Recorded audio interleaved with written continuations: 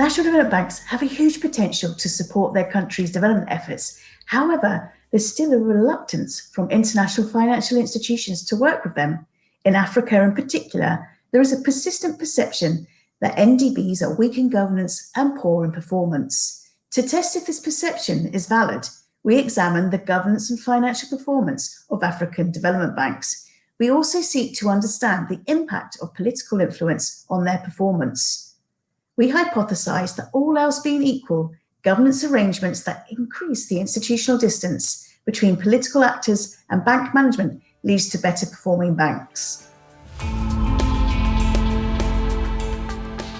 We built a new database on governance and financial performance metrics of African development banks, and we use regression methods to understand key relationships between governance and financial performance. We find some very interesting findings. We find that although development banks in Africa are numerous and growing in number, most of them are very small. About 2/3 of our sample are profitable, but 1/3 are not profitable, and about 1/2 of our sample have issues with asset quality.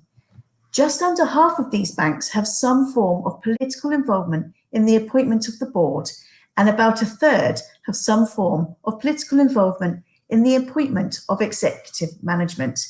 We find systematic evidence that this kind of political influence in the appointment of executive management negatively affects the financial performance of African development banks. We find that this result holds true even when we take into account the country's overall level of governance. We make 3 recommendations. Firstly, increase the institutional distance between ownership and management.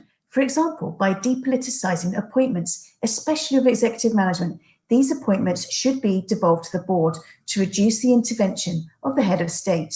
The number of independent board members should also be increased to strengthen boards. Secondly, ensure that high-performing national development banks are well capitalized. This will enable them to operate at the scale required to support transformative investment. And finally, push governments and national development banks across the board for much greater transparency in reporting and publication. For the vast majority of African development banks, very little information is publicly available.